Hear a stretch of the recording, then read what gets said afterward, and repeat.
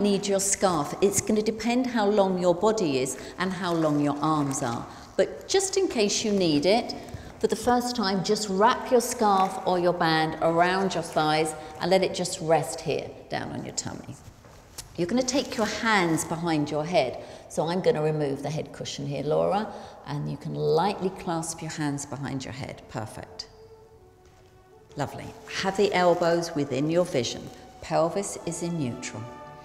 Take a breath in to prepare. As you breathe out, connect to your core, nod your head forward, and slowly and sequentially curl up. And then as you breathe into the back of the ribs to curl up even more. Lovely. As you breathe out, now take your arms down to clasp the outside of your thighs if you can't grab your scarf. Breathe in, come up a little bit more, really increase this connection. As you breathe out, 1, 2 with the arms coming back, and now you get to lower back down again. Perfect. Breath in to prepare. As you breathe out, core still connected, nod the head, soften the chest and curl up. Now really breathe into the back of the ribs to curl up a little bit more. And then as you breathe out, 1, 2 with the arms, just gently wrap them around your thighs. Breathe in, come up a little bit more. You can use your hands. And then as you breathe out, 1, 2, and wheel back down again. Lovely. Breath in. As you breathe out, nod, soften your chest, soften your ribs. Lovely. Breathe in, connect the ribs down even more. Breathing out, 1, 2 with the arms. Just alternate which arm you take away. Breathing, you're really going to increase. Perfect. And coming back, 1, 2, wheeling back down. Last time. Breath in. As you breathe out, nod and roll. Keep a sense of openness here. Breathe in right to the back of the ribs to come up even higher. Breathing out, keep open across your collarbones. Breathe in, come up even higher. That's lovely. As you breathe out, stay open across here, shoulders connected, and then wheel back down. Perfect. We're going to use what we just learned in that exercise in diamond leg lowers. And for this, you need to be in a double knee fold position. So taking a breath in, as you breathe out, connect to your core, fold one knee in. Breathe in as you breathe out. With a stable pelvis, bring the other leg out. And I'm going to get you to cross your ankles. So the knees are open, just turned out a little bit from the hips. It should feel quite comfortable. You've noticed you've still got your hands behind your head. Perfect. Take a breath in. As you breathe out, nod your head and curl up. Lovely. Okay, breathe in, curl up a little bit more. Breathe out, take your hands away one at a time and clasp either the outside of your thighs or your scarf. Now, I want you to notice now, you've created a diamond shape with your legs. Stay curled up, breathe in. As you breathe out, I want you to press your legs away, wrapping them around and elongate that diamond. Lovely. Breathe in as you draw the knees back in again. And breathe out, pressing through the back of the thighs, pressing away. The diamond shape lengthens. Lovely. Breathe in and come back. As you breathe out, press away. Really stay curled up. Have your gaze down towards your pelvis. And coming back. We're going to cross the ankles the other way. And if that's hard enough for you, stay with that version. But on this side, if you want to work really hard, take your hands behind your head, one at a time. This is the tough version, so stick with the other version. And we're going to do 3 leg lowers on this side. So now, keeping that connection, lengthen the legs away. Yeah, that's wonderful. Really feel your inner thighs wrapping, feel your outer thighs wrapping. And press away. As you breathe in, really use it to increase that connection. Fantastic. And this is a tough one. Pressing away. Lovely. And coming back. Let's unhook the legs, lower them one at a time with stability. And you can roll back down again for a well-earned rest.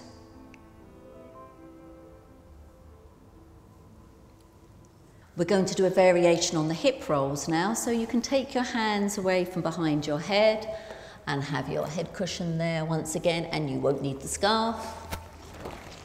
And side. You can have your arms out in a small V with the palms facing up, collarbones wide.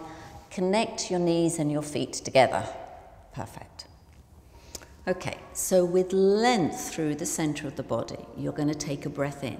As you breathe out, connect to your core, and we're going to slide one leg up so that your foot rests on the inside of the other knee.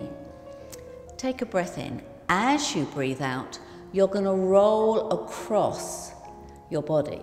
So the knee that's up gently guides the other leg across. Now this is a hip roll, so it happens from the hip. Breathe in to the open rib. As you breathe out, coming back, rib, waist, and hip to center. Perfect. Breath in. As you breathe out, gently rolling through the hip. The weight of the leg just makes it a little bit harder. We're going to go to the same side 3 times. And coming back, rib, waist, and hip. Lovely. Last time. Breath in and breathing out. Roll through the bent leg. That side of the hip comes up and across, both sides of the waist long. Breath into that open side and roll sequentially back from the top down. And then you're going to hook your foot over the other side of your leg, and we're going to roll the other way for a little stretch for your hip. So now with control, the hip rolls, and it's the open side this time. And you can just put a little bit of pressure on here and you get a fantastic stretch down this side. Just a few breaths in this position. So just enjoy it. Really working on opening out into that hip. Let's say 3 breaths. And then we're going to roll back to the center, and we'll do the same to the other side. So the foot with control comes back down. Lovely. Just have a second to check, regroup, breath in, gentle core connection, slide the other leg out. It just rests on the inside of the knee. Breath in. As you breathe out, the bent leg hip comes up. That's it. And across. Now you can breathe into that open side and come back sequentially through the center of the spine. Lovely. And again, we're going to roll through the hips, spiraling from the bottom of the body, spiraling up. Lovely. And coming back, staying open across your chest. Last time this way. So you roll through the hip, through the waist, through the lower part of the ribs. Lovely. Breathe into that open side and coming back from the top. Find your center position, hook your foot over, and then we're going to stretch the other way. So gently use the weight of the leg this time to open out this opposite side, and then breathe into that open hip. Just enjoy the stretch. 3 breaths. Open across the shoulders. Feels really nice just to stretch out that side after that last exercise. And then coming back with control through your center. Unhook the leg. With control, replace it down onto the floor. And we'll get ready for the next exercise. We're going to do 2 side lying exercises now. One for the upper body and the arms, the other for the legs. Now, a word of warning, this first one is tough on the neck and the shoulders. If you find it too hard, do a few more hip rolls to each side instead. So you're going to lie on your side with your knees bent and your feet about so distance away from your hips. And as you can see, we've built a little construction here to support Laura's head, so you might want a pillow or 2 underneath your head. Just feel it's supported there. Laura's underneath arm is up resting on her shoulder, and the top arm is in front of her. Now, where you position the arm is going to depend a little bit again on the length of your body. Depends on the leverage as you come up, because we're going to do a side press up. Now, as always, the core needs to be connected, you need to be lengthened, but it's really important. This exercise targets the armpit muscles, the back of the arm and here. Make sure it's there that's working and not your neck and the front of your shoulders. Okay, we're going to take a breath in As you breathe out, you're going to press the floor away, straighten the arm, and as you do so, you'll spiral up and around a little bit. Fantastic. Breathe in there. As you breathe out, lower. Keep the collarbones wide. This is where you're working. And slowly coming back down. We're going to do 5, then we're going to just do a couple of hard ones. So on the out breath, pressing your hand into the floor. Make sure it's the back of your arm, spiraling up. Breathe in, breathe out. Collarbones wide and open as you lower. I'm going to do 3 more, 5 in all. And pressing into the floor, long through your body, lovely. And coming back. You'll naturally spiral as the action happens. 2 more. Collarbones wide. You shouldn't be feeling this in your neck and your shoulders, all in the back of the arms. And here. Last one. And lengthening up. And coming back. Now, if that's hard enough, do 2 more. Otherwise, we're going to try a more challenging version. Okay, so as you breathe out, you're going to press up and into that side press. And breathe in and lower just a little bit. Just come halfway down. And then breathe out and come back up again. And breathe in and come back down a little bit. Once more, breathe out and press away. This is a killer. And out to come all the way back and down. Well done. We're going to stay on this side and do a side lying bicycle before we go on to the other side. So you can lose some of the head cushions and stretch your underneath arm out in a line with your shoulder. Rest your head onto there. The other arm stays where it is. Now, if you want the slightly easier version, you bring your knee up into a chair position here.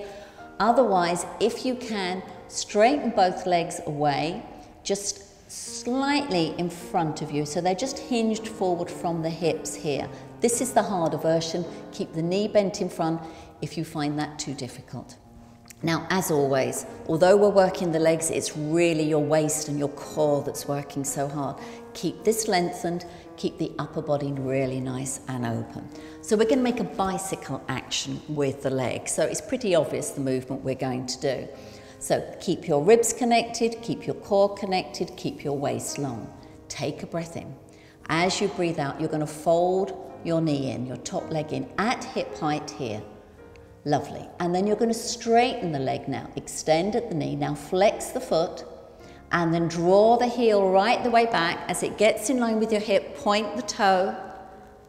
Lovely. Bring it behind, but don't let your back arch. Bend the knee and come forward. Now just breathe normally now. So just keep breathing normally. Flex the foot and lengthen the heel away. We're going to do 5 on this side. Point the foot when it gets just past you. Fold the knee in. You're working at hip height. Make sure the underneath leg stays active. Make sure your chest stays open. Your waist is working. I think we've got 2 more if I've been counting right. Point the toe. Bend in. Don't let the leg drop. Keep the pelvis still. Don't let your back move. Keep it really stable. Lengthen the leg away. I think this is the last one coming. Folding in. Hinging here.